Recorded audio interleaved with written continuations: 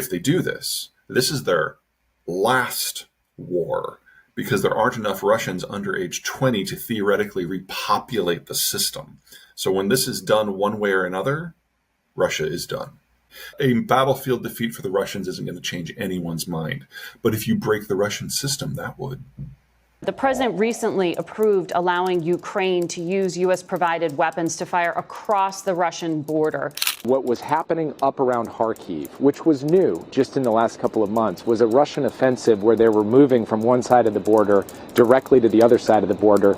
And it simply didn't make sense not to allow the Ukrainians to fire across that border to hit Russian guns and emplacements that were firing at the Ukrainians. So the president authorized that. The Ukrainians have carried out that authorization on the battlefield. And one thing I will point out is that the momentum of that operation in Kharkiv has stalled out.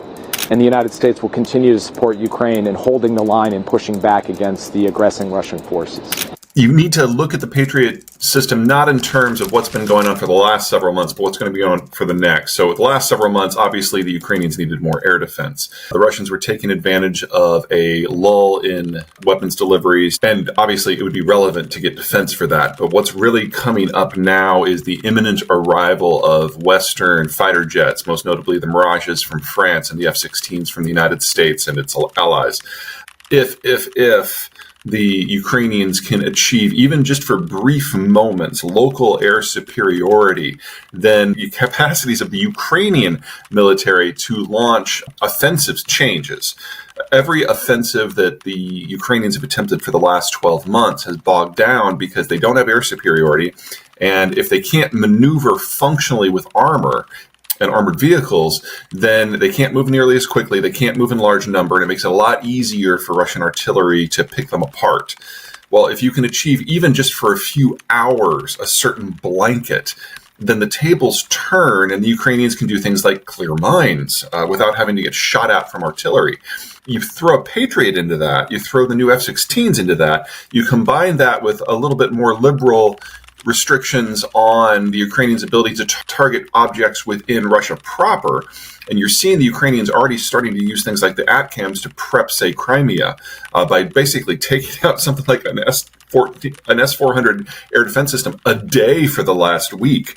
And the Russians only have 50 of those for their entire country. We're changing the shape of the battlefield very quickly. You plug a Patriot into that process, and we can actually have perhaps a meaningful counteroffensive this summer. The S-400s have always been a bit of a mystery from the American and the NATO point of view, because until you're in a hot war, you have no idea how well the top-of-the-line equipment is going to work. Well, the S-400 is supposedly, pre-war, the most sophisticated anti-missile and anti-aircraft weapon system on the planet, much better supposedly than what the Americans could do. And now we discover it can't deal with rockets. Not only is this taking the Russians down several pegs in terms of their own feeling of their invulnerability, not only is it reducing the interest of countries like India in getting any weapon systems from the Russians, because now they realize they're not all that, it's changing the complexion of what is possible. Because if you can basically in one spot bleed the entire Russian air defense grid, then you're not just talking about a change in the Ukraine war, you're talking about a change in what Russia is capable of. And we're still kind of coming to grips with what that means. This is also new. Even if you don't conquer, reconquer, liberate, whatever word you want to use, Crimea, its military supply basically goes on two routes. There's a rail route that is on the mainland that goes through Mariupol, which is somewhat vulnerable to Ukrainian assault today. And that's the new line, that's the backup line. And then you've got the primary line, which is the Kerch Strait Bridge, which is becoming increasingly vulnerable. And I would argue that if the Ukrainians wanted to take that out today, they could, but they're waiting for more military capacity. And when you do that, Crimea goes from being a launch pad for Russian assaults to simply the most vulnerable part of the Russian landmass. And that's a different sort of complex. This summer is going to get really interesting. Will the Ukrainians be able to pull this off? Don't know. Everyone like me who saw this war coming, we all made predictions about how this was going to go, and we were all wrong. And then we got new data and we reassessed, and we were all wrong again. I'm just trying to highlight where we're seeing things move and where that might take us. The winter is going to be awful. It doesn't matter really what happens at this point. It's just a question of how much worse does it get. The Russians have basically taken something called the FAB 1500, dusted it off from their Cold War storage, put a Chinese-made flight kit on it, and have glide bombed it in and simply destroyed entire power plants. The FAB 1500 has roughly a metric ton of explosives in it, and it has a blast radius in excess of 3/4 of a kilometer.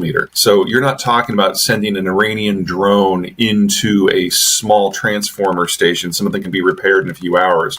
You're talking about leaving a crater in the ground where a power generation asset used to be, and that's basically the entirety of southern and eastern Ukraine now. There simply is not enough power. The only way that communities that are kind of east of Kiev and southeast of Kiev are going to have electricity this summer is if it's imported from the European Union. So it's a question now of transmission.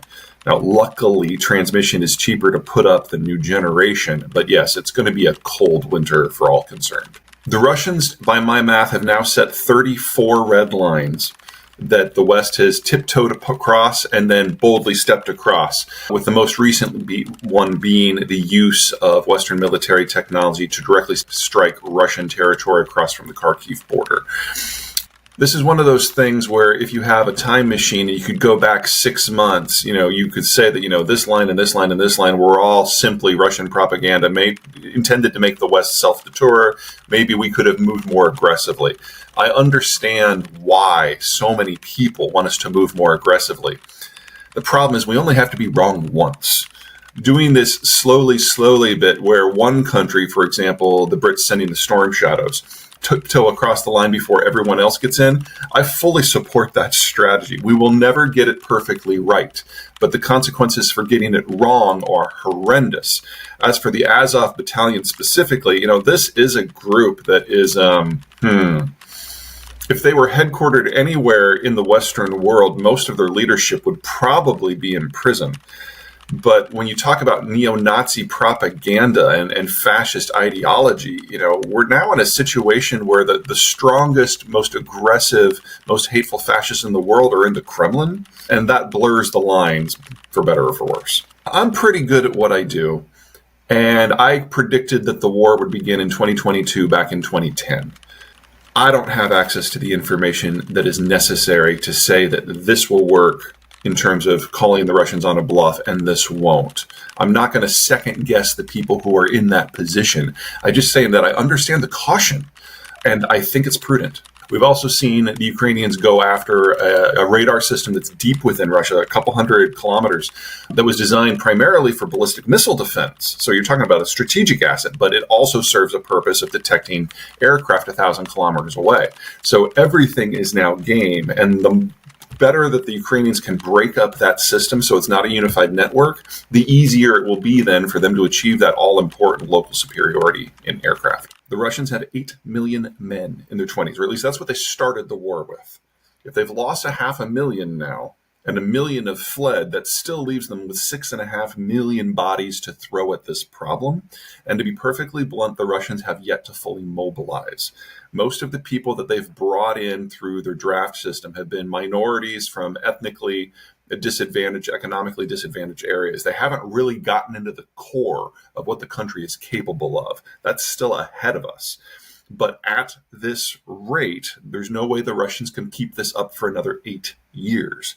And I know that sounds like a long time. It is. This is the most dynamic military conflict we have seen in the world since at least the Crimean conflict in the 1800s, because we're dealing with a technological evolution here that is playing against a massive legacy. So you've got the Soviet legacy, which is the largest armament supply system in the world, and more importantly, the largest armament reserve in the world. That's a lot of hardware to chew through and a lot of inertia when it comes to innovation. On the other side, you've got the information technology revolution that has now, the second generation of it is being married to military affairs, and that's where all the drones are coming from. So we've got a technological revolution happening in very real time with a lot of outside support on both sides in pushing that technological frontier forward. At the same time, there's just this sheer mass of material that has to be blown up. uh, I don't know how this is going to go. And people are coming up with new tactics every few weeks.